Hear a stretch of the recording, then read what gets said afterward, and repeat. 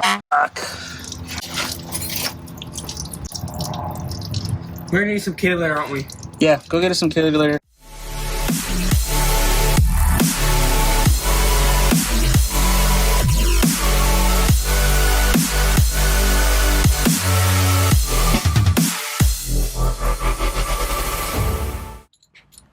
Hey guys, Hallie, we keep it dirty off-road.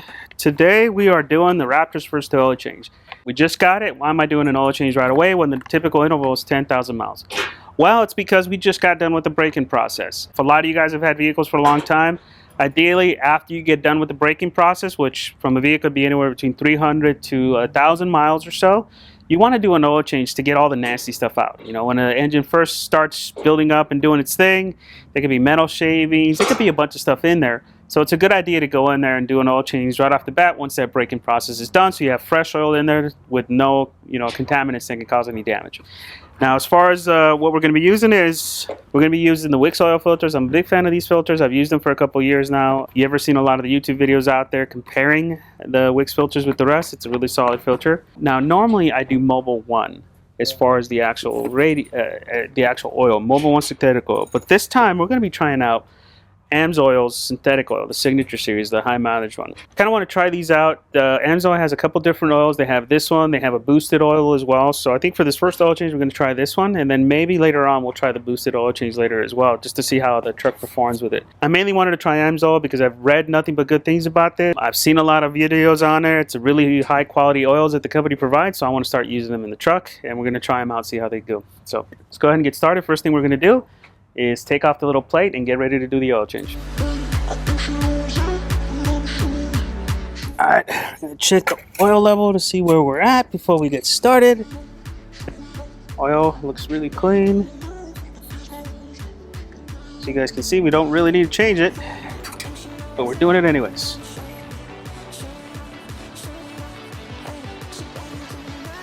It's about, what, 1/8 of an inch over the top? Looks like when they did it last time, they didn't fill it up all the way. Yeah, that or she's burning.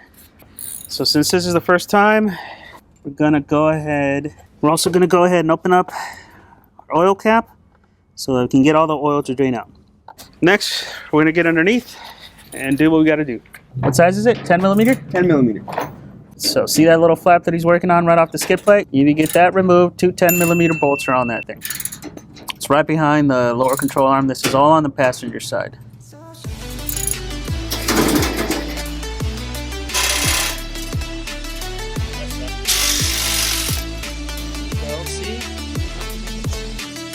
Alright, now the drain plug is right in there. There? So hold on. That's gonna hit metal. Huh? That's gonna hit the metal. Probably should have listened to him. Yeah, as you guys can see, the drain plug's a little bit farther back on the Gen 2s with the metal oil pan. Now this is something new for, I think it was 2018s or newer when they started doing the metal oil pan. It's actually about a 1/2 inch farther back than the plastic plug was, so it gets in the way. Well, just check out what happens. When the oil comes out, it's gonna hit this. Well, we'll put it right there. Before we take that out, we're gonna get ready to take the oil filter out too. So using a T40, get to the point that it's nice and loose, and then we'll use the... Okay, next. Why are you throwing it, Ethan? Quiet. Stop throwing it, Ethan. Quiet. Hey, we already scraped it. Seriously? Yeah, brand new truck. We already scraped it. Must have been when we're doing that one crazy spot. Stop throwing it, Ethan. Quiet. Don't lose it.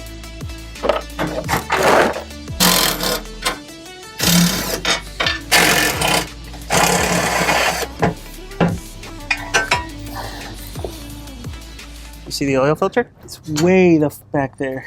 What the hell? Oh, what the hell? That is like the worst spot to put an oil filter. So yeah, you can just loosen it up initially. Tight, huh? You okay? It's a good thing I wasn't putting my hand there. Okay. Is it loose? Oh, that's loose. Okay, now take it off. Take the socket off. We're coming out. Okay, and then do it quick.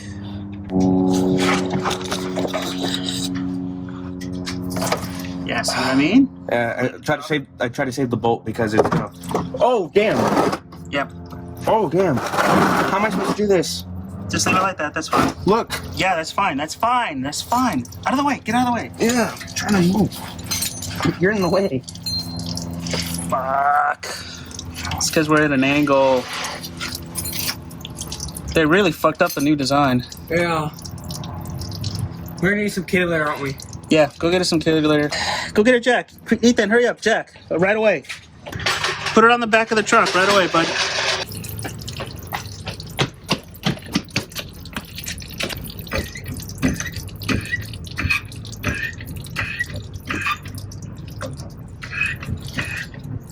Okay, bud. Good? Yeah. This is pretty bad, though. Yeah, as you guys can see, we made a pretty big mess. Quick little 30-minute job of changing the oil turned into a solid 2-hour job and having to take off the bottom skid plate, clean up all the oil, and clean up the skid plate too, because we didn't want all that oil sitting on the skid plate. Yeah, it took forever to get all this part done.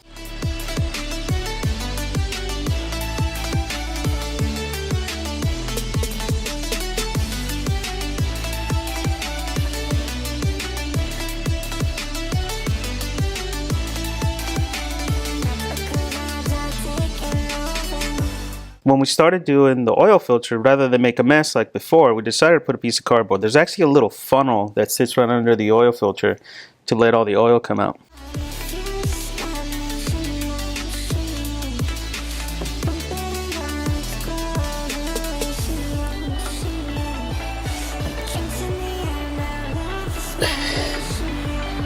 Okay. That's like that.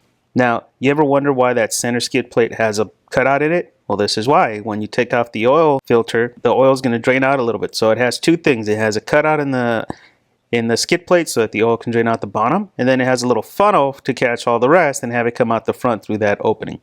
So that's why you have this little funnel spot. Oil filter. And it was not my day. Another little oil spill. Kitty litter, kitty litter.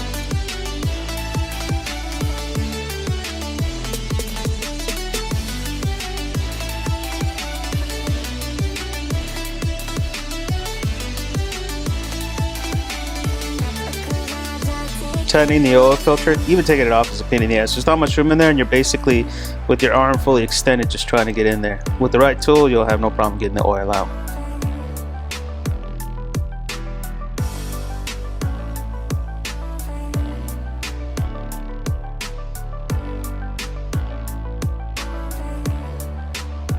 Once you're done with the oil, you call it done? Yep. No, don't. Because it's disgusting.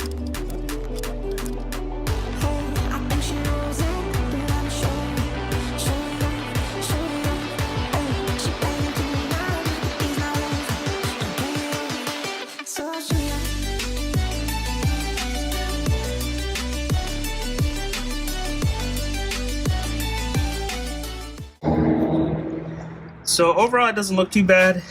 I definitely wasn't expecting this oil to be so dark after only 1,200 miles. You can tell it's been run, and this is why you want to get it done after breaking. You know, so far no obvious signs of metal shavings or anything like that, but it's a good preventative measure to do right after breaking.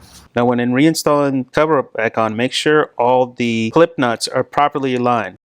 Okay, so it's going like let go.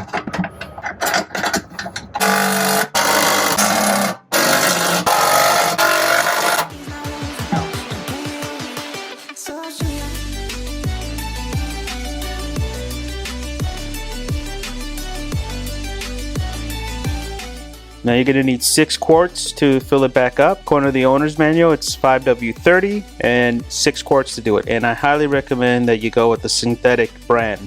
Don't do synthetic blend or any other crap that the dealers try to sell you. These Raptors should be using synthetic oil. And now we just had to clean up all of our mess. And the kitty litter really helped to get all the oil cleaned up, and we put some degreaser on the driveway. And luckily we were able to get all the stains out, and we were able to get the skid plate installed back on. So I hope you guys enjoyed this video.